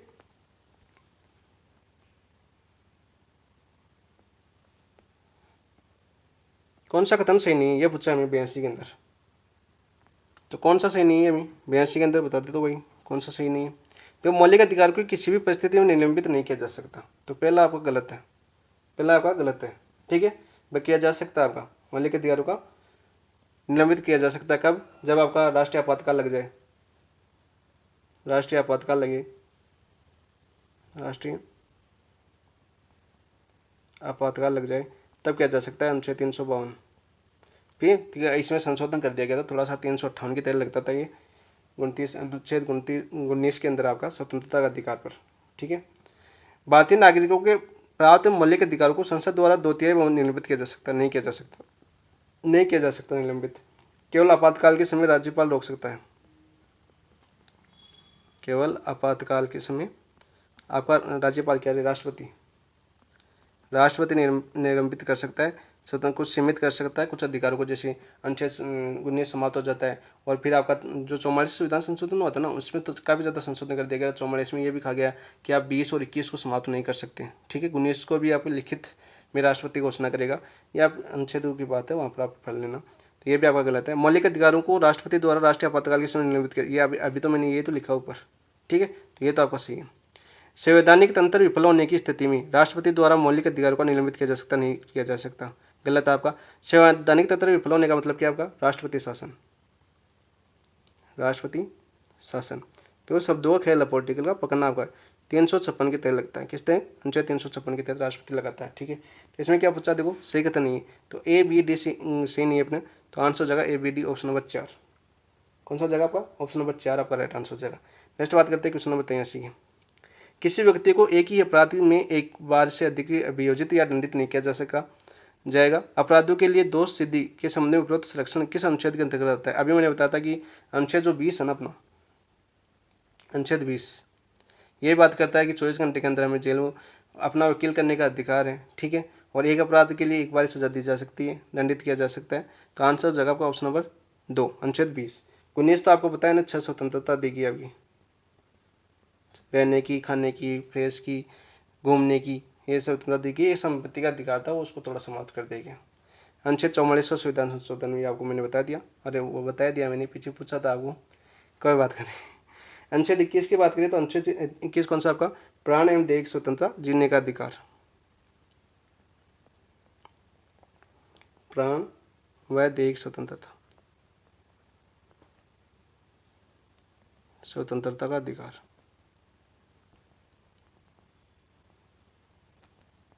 ठीक है। केस के अंदर 22 आपको वो पता है गिरफ्तारी वाला था आपका, गिरफ्तारी, अच्छा 22 वो 22 का था गिरफ्तारी आपका। जो इसमें आपके जो कौन सा होता है वो उससे नशे संबंधित होते हैं ना, उसमें थोड़ा सा छूट नहीं है, वहाँ पर बंदी का वो 90 दिन तक रख सकते हैं उनको, ठीक है, बिना कोर्ट में ले जाए, ठीक है। बाकी सभी के लिए 24 घंटे वो, इसमें आपका है ये वाला एक अपराध के लिए अपराध। 22 की बात कर रहा मैंने, थोड़ा 20 में बता दिया शायद ये भी। तो ये 22 की याद करना, 22 गिरफ्तारी संबंधित है वो 22 में अनुच्छेद है, ठीक है।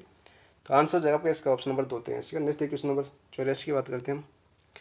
एक ऐसी रीट जो न्यायपालिका द्वारा जारी की जाती है तथा जिसमें कार्यपालिका से कहा जाता है, न्यायपालिका है आपका सुप्रीम कोर्ट, कार्यपालिका से कहा जाता है कि ऐसा कार्य करे जो उसे प्रदत्त शक्तियों के अंतर्गत करना चाहिए था, उस रीट को क्या कहा जाता है। तो सबसे पहले तो आपको ये याद होना चाहिए कि सर रीट कौन से अनुच्छेद के तहत जारी करता है।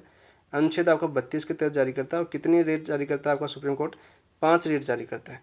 तो यह बेस कार्पस है, इसको क्या बोलते हैं आपका, बंदी प्रत्यक्षीकरण।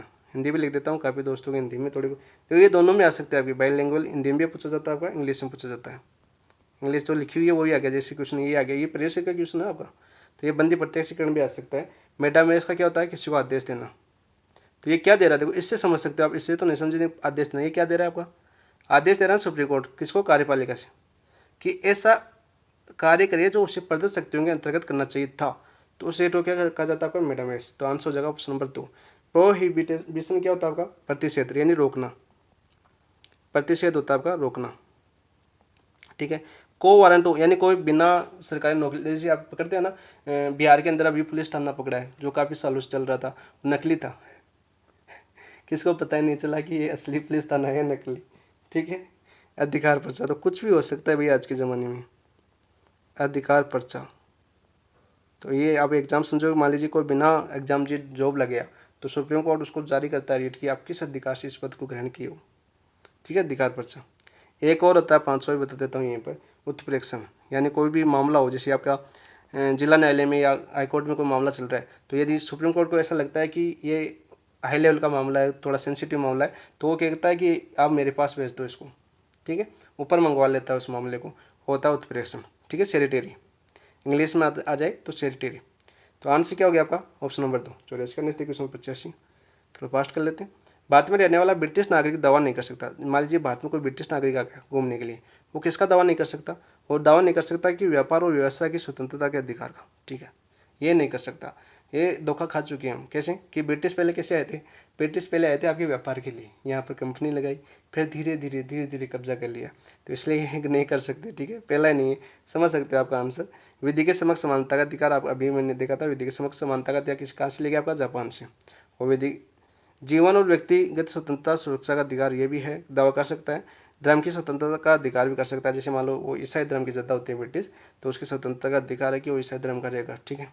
तो आंसर हो जाएगा ऑप्शन नंबर 1। नेक्स्ट है क्वेश्चन नंबर 86 की बात करें। निम्नलिखित में से किन आधारों पर भारत के संविधान के अनुसार युक्त प्रतिबंध वाक एवं अभिव्यक्ति की स्वतंत्रता, वाक एवं अभिव्यक्ति की स्वतंत्रता आप सभी को पता है, किसमें आपके वाक और अभिव्यक्ति की स्वतंत्रता 19 के अंदर, अनुच्छेद 19, ठीक है, राज्य द्वारा लगाए गए। तो मानहानि का आपको पता है, जैसे गुजरात का मामला राहुल गांधी पर लगा था, ठीक है, मानहानि का मुकदमा था, कौन सा था आपका, मानहानि का मुकदमा, बिल्कुल है, वाक अभिव्यक्ति का। शालीनता और नैतिकता भी है, सार्वजनिक व्यवस्था भी है, अदालत की अवमानना भी है। तो सही उत्तर का चुने तो सभी है, तो आपका आंसर हो जाएगा ऑप्शन नंबर 2। 86 का आंसर क्या हो जाएगा, ऑप्शन नंबर 2। नेक्स्ट बात करते हैं क्वेश्चन नंबर 87 की। संविधान के अनुच्छेद 12 में राज्य शब्द की परिभाषा सम्मिलित नहीं है, कौन सा सम्मिलित नहीं, भारत की सरकार संसद है, बिल्कुल राइट, राज्यों की सरकार एवं विधानमंडल भी है परिभाषा के अंदर 12 के अंदर, बिल्कुल राइट, ठीक है। भारतीय सरकार के नियंत्रण अधीन की स्थानीय और अन्य प्राधिकारी है, भारतीय न्यायपालिका नहीं है, किसमें आपका अनुच्छेद 13 में। और ये किसकी बात कर रहा है आपकी, ये मूल अधिकारों की बात कर रहा है, किसकी बात कर रहा है आपकी, मूल अधिकारों में। भाई ये किस किस के मूल अधिकार है, तो मूल अधिकार आपको पता है कहाँ से है, 12 से 35, और कहाँ से लिए आपके अमेरिका से। ये आपकी न्यायपालिका है, वो आपके अनुच्छेद 13 के अंदर है, जो मौलिक ढांचे के अंदर नहीं कर सकते।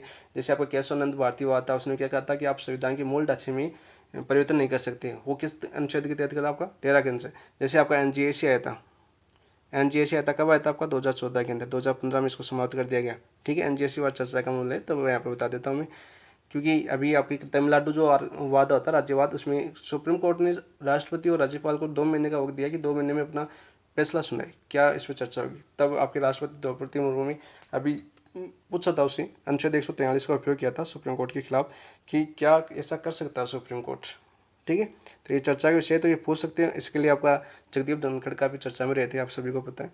तो ये आपका किस में आपका वो अनुच्छेद 13 के अंदर ही है, ठीक है, मूल ढांचा संविधान का। तो आंसर हो जाएगा ऑप्शन नंबर 4। नेक्स्ट है क्वेश्चन नंबर 88 की बात करते हैं। आपातकाल के दौरान अनुच्छेद 19 देखो आ गया, उपबंधु का निलंबन भारतीय संविधान के किस अनुच्छेद में वर्णित है, वो आपका अनुच्छेद 358। तो आंसर हो जाएगा आपका ऑप्शन नंबर 1। देखो क्या है, राष्ट्रीय आपातकाल लगता है आपका, आपातकाल लगता है कब, किसके तहत लगता है आपका, अनुच्छेद 352 के तहत, किसके तहत लगता है आपका, अनुच्छेद 352 के तहत लगता है, ठीक है। और राष्ट्रीय आपातकाल लगने के साथ ही अनुच्छेद 19 क्या हो जाता है आपका, समाप्त हो जाता है, निलंबित हो जाता है। लेकिन देखो आपका जो 44वां संविधान संशोधन था, अभी पूछा देखो 44वां क्यों है इंपॉर्टेंट, बहुत बार है आपका।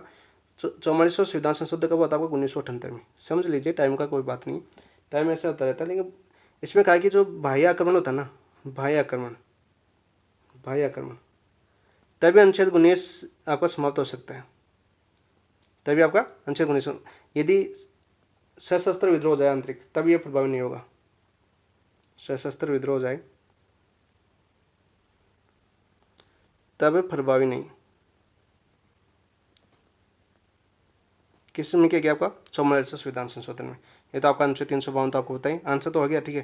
यहाँ पे देखो एक अनुच्छेद और देखा, अनुच्छेद 359, ठीक है, क्या आपका, इसमें आपका राष्ट्रपति आपका घोषणा करता है कि अनुच्छेद 19 समाप्त कर दिया, राष्ट्रपति क्या करता है, क्वेश्चन करता है इसमें, ठीक है। लेकिन इसमें भी आपका कर दिया गया संशोधन, क्या संशोधन किया गया, कौन से में आपके 44वें संविधान संशोधन 1978 के अंदर इसमें भी प्रावधान किया गया। क्या प्रावधान किया कि ये तो आपका 20 और 21 समाप्त नहीं हो सकता, 20 और 21 नहीं हो सकता समाप्त होगा, इसलिए लिख देता हूँ, क्रॉस लगा देता हूँ। 20 और 21 आप यदि क्लास देखो समझ में आ जाएगा, निलंबित नहीं कर सकते।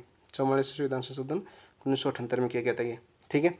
और ये आपका आदेश वगैरह 57। तो आंसर हो जाएगा आपका ऑप्शन नंबर 1, 88 का। नेक्स्ट क्वेश्चन नंबर 89 की बात करते हैं।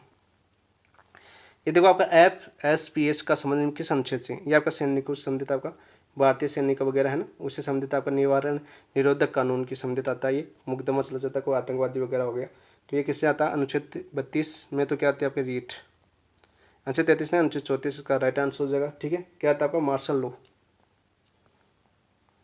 सेना से संबंधित आपका मार्शल लॉ।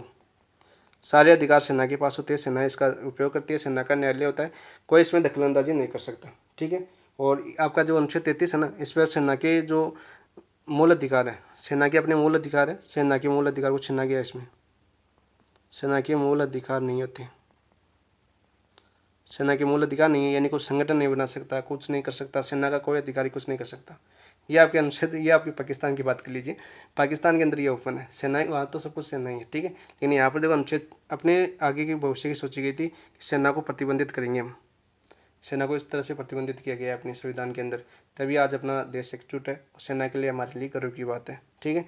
बहुत ही चीज़ें भविष्य के अंदर, ये उस टाइम की विचार है जब आपकी कल्पना भी नहीं होगी, उस टाइम इतने भविष्य की सोची गई थी। तो देखो आपका संविधान कितना इंपॉर्टेंट होगा, ठीक है। हर चीज़ सोची गई है, हर चीज़ बारीकी से सोची गई है। संविधान निर्माण आपको बताइए कहाँ से होता है, आपका संविधान सभा द्वारा हुआ था। मैंने बताया अभी पहला क्वेश्चन, संविधान सभा के लिए संविधान सभा की स्थापना की गई थी, नेहरू रिपोर्ट आई थी, वहाँ से इस चीज़ की प्रक्रिया शुरुआत हुई थी। और कितने देशों की यात्रा की थी, कितने देशों से ये प्रावधान ले गए थे, तो देखो कितनी मेहनत की गई थी आपकी। तो आजकल इतनी मेहनत कौन करता है, आजकल तो जनगणना भी ऐसे करते हैं, ऐसे पूछते हैं फ़ोन पर कितने टावर है ठीक है। अभी अध्यापकों को आएगा नंबर, अनुच्छेद 34 आपका राइट आंसर जाएगा। नेक्स्ट एक क्वेश्चन नंबर 90 की बात करते हैं, ज़्यादा हो गया टाइम। निम्नलिखित में से किस समूह का संबंध अनुच्छेद 35 के अंदर है, कौन से समूह का अनुच्छेद 35 के अंदर संबंध, देखो इसमें संसद की शक्ति है इसके अंदर। अनुच्छेद 35 के आपका संसद है ना, संसद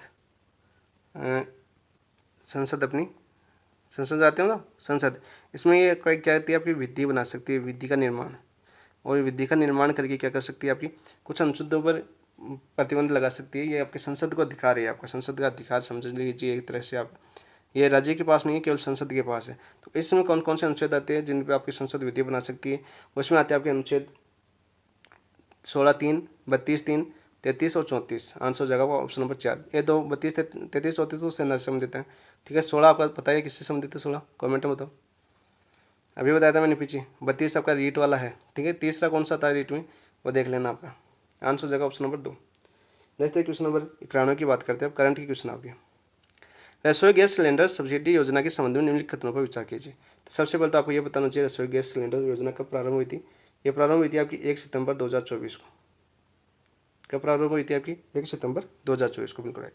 इस योजना का क्रियान्वयन खाद्य एवं नागरिक आपूर्ति विभाग द्वारा किया जाता है, बिल्कुल किया जाता है, ठीक है।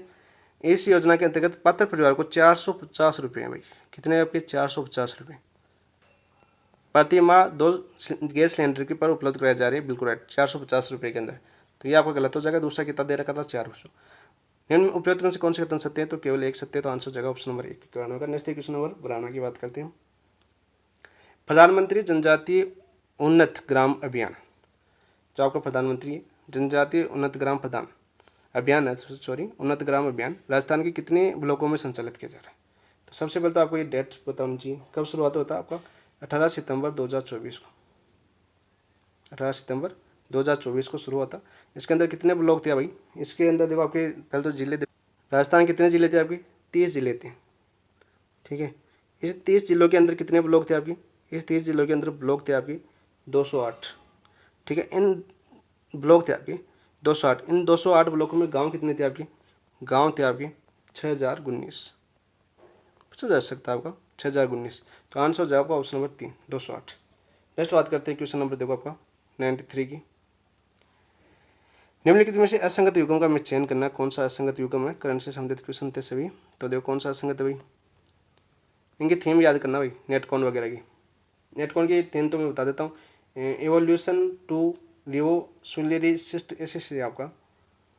तो इनकी थीम याद कर लेना, क्योंकि इनकी थीम पूछी गई है अभी आपका जो पीछे एग्जाम होता ना आपका आरपीएससी वगैरह प्रो वगैरह का, तो इनकी थीम पूछी गई थी, इसी की नेट कौन की थीम पूछी गई थी। देखो, प्रोग्रेसिव इवोल्यूशन टू रिवोल्यूशनरी सिस्ट, ऐसे सेंस की थीम, मुझे पूरे कंफर्म याद नहीं, पूरी यही थी आपकी। तो आंसर तो क्या हो जाएगा देखो आपका इसका, इसमें देखो आपका ये कहाँ पर होता है आपका, राजस्थान इंटरनेशनल सेंटर जयपुर, बिल्कुल अच्छा सूचित है इसमें, असंगत का आना तो बिल्कुल सही है पहला तो। South Asian clean energy forum, ये आपके बोनाटा जोधपुर नहीं हो, कहाँ पर होता है आपका जयपुर। तो आंसर तो आपका ऑप्शन नंबर 2 हो गया असंगत, ठीक है। वर्चस 2024 आपके IIT जोधपुर में होता है, मिशन शरद स्वाद कार्यक्रम बीकानेर के अंदर होता है, ठीक है। आपका आंसर हो गया आपका ऑप्शन नंबर 2 असंगत। 93 का। नेक्स्ट देखिए क्वेश्चन नंबर 94 की बात करते हैं हम। राज्य के आर्थिक प्रबंधन बुनियादी ढांचे, आर्थिक प्रबंधन बुनियादी ढांचे के बारे में कुछ कथन है आपके,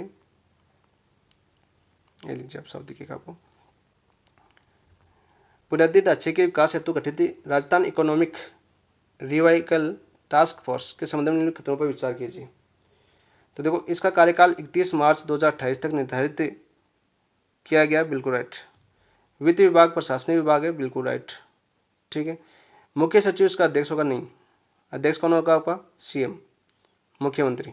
कौन होगा आपका, मुख्यमंत्री। तो ये गलत हो जाएगा। तो कौन से सत्य आपका, 1 और 2 सत्य, आंसर हो जाएगा ऑप्शन नंबर 1। नेक्स्ट देखिए, और उपाध्यक्ष कौन आपका इसका, साथ में वो याद करना। उपाध्यक्ष कौन है भाई, उपाध्यक्ष उप मुख्यमंत्री, उप मुख्यमंत्री, ठीक है। नेक्स्ट देखिए क्वेश्चन नंबर 95 की बात करते हैं हम। छठी फूड सेफ्टी इंडेक्स, छठी जो आपके फूड सेफ्टी इंडेक्स है, एक सेकेंडरी रैंडम इंडेक्स पक्का याद कर लेना, क्वेश्चन इंडेक्स से पक्का आएगा। राजस्थान देश भर में कौन से स्थान पर आ, छठे स्थान पर, 8वें स्थान पर, 5वें, 10वें पर, तो छठे पर ऑप्शन नंबर 3 आपका राइट आंसर हो जाएगा। नेक्स्ट क्वेश्चन नंबर 96 की बात करता हूँ। 96 क्या आपका, जल शक्ति मंत्रालय ने 5वें राष्ट्रीय जल पुरस्कारों के अंतर्गत best school for college category में प्रथम पुरस्कार प्रदाता कौन, आपकी राजकीय उच्च प्राथमिक विद्यालय जेठवा का वास शिखर, ऑप्शन नंबर 1 आपका राइट आंसर हो जाएगा। नेक्स्ट क्वेश्चन नंबर 97, भारत का पहला टील कार्बन अध्ययन कहाँ स्थापित किया गया भाई, कहाँ पर लगाया गया, रणथंभौर राष्ट्रीय उद्यान सौहार्दपुर, नहीं, केवलादेव राष्ट्रीय अभ्यारण्य भरतपुर, राइट आंसर हो जाएगा, पक्षी अभ्यारण्य बोलते हैं इसको। तो आंसर हो जाएगा ऑप्शन नंबर 2 97 का। नेक्स्ट क्वेश्चन नंबर 98 देखते हैं। सीनियर वर्ग हेतु 31वां मथुरादास माथुर अवार्ड किसे प्रदान किया गया है, अभिजीत तोमर, रोहन राजभर, रजत बघेल या अक्षत तिवारी, तो किसे प्रदान किया गया भाई, ये क्या गया आपका, अभिजीत तोमर, ऑप्शन नंबर 1 आपका राइट आंसर हो जाएगा। नेक्स्ट क्वेश्चन नंबर 99 की बात करूँ मैं। चीन में आयोजित 10वीं वुशु चैंपियनशिप में राजस्थान के किस खिलाड़ी को 65 किलोग्राम भार के वर्ग में कांस्य पदक जीता है, किसमें जीता है भाई, वो जीता आपका नितिका बंसल, किसने जीता आपका, नितिका बंसल ने जीता, ऑप्शन नंबर 2 आपका राइट आंसर हो जाएगा। नेक्स्ट क्वेश्चन नंबर 100, देश में पहली बार स्वचालित ट्रेन प्रोटेक्शन सिस्टम कवच 4.0 किस रोड पर स्थापित किया गया आपका, किस रोड पर स्थापित किया गया, वो क्या आपका सवाईमाधोपुर कोटा रोड पर, ऑप्शन नंबर 1 आपका राइट आंसर हो जाएगा। यह आपका -5 कंप्लीट हो चुका है और बहुत ही अच्छे से समझा है प्रत्येक क्वेश्चन को, और प्रीवियस ईयर के क्वेश्चन हमने साथ लिए, हर चीज़ को समझाने की कोशिश की है ताकि आपको ज़्यादा से ज़्यादा मिले। इसमें जो भी चीज़ समझ में कमेंट में जरूर करें ना, और यदि आपको अच्छा लगा, सॉल्यूशन अच्छा लगा या विश्लेषण अच्छा लगा, तो आप चैनल में को सब्सक्राइब तो करना ही है आपको। जब अभी तक जिन दोस्तों ने नहीं किया वो सब्सक्राइब करिए, और साथ साथ अपने सभी दोस्तों के साथ शेयर भी करें ताकि उनका भी फायदा हो, ठीक है। शेयर जरूर करें वीडियो को, और बाकी आप चैनल को सब्सक्राइब जरूर करना, लाइक जरूर करना, कोई भी कमी हो वो कमेंट जरूर बताना ताकि अगले वीडियो में सुधार किया जा सके। कुछ दोस्तों की मांग है कि टाइम पर करें, तो देखो फर्स्ट ग्रेड के बाद हम आराम से टाइम पर करेंगे। आपके सोमवार संडे को टेस्ट होता है, सोमवार को इसका एनालिसिस करना प्रारंभ कर देंगे, सोमवार मंगलवार में 2 वीडियो बनेंगे, तो कई बड़ा क्वेश्चन होता है, ठीक है। हर क्वेश्चन को समझने के लिए टाइम लगता है, और वैसे भी 2 घंटे का आपका टाइम होता है, फिर का 2 घंटे का टाइम होता है, तो काफ़ी दोस्त 1-1 घंटे का वीडियो में 40 मिनट का, तो वो ऐसे करते फास्ट ये उस चीज़ को समझ में नहीं, जैसे असंगत है तो असंगत बता दिया, उसको ये नहीं बताया कि असंगत है तो क्यों है, तो वो क्वेश्चन एनालिसिस करने का मतलब क्या है उसको, तो हर चीज़ को बारीकी से समझना बहुत ज़रूरी होता है, और मैं उसी पर मेहनत करता हूँ, उसी पर मैं कंटेंट आपके लिए बहुत बेहतर बनाने की कोशिश करता हूँ ताकि आपके लिए उपयोगी हो, न कि काम चलाऊँ, कैसा हो, उपयोगी हो, और आपकी एग्ज़ाम में उसका बेनिफिट आपको 100% मिले। कितना मिले आपको, 100% मिले। चलो दोस्तों, इसी के साथ समाप्त करते हैं, फिर क्लास को ज़्यादा टाइम हो गया। थैंक यू, धन्यवाद दोस्तों।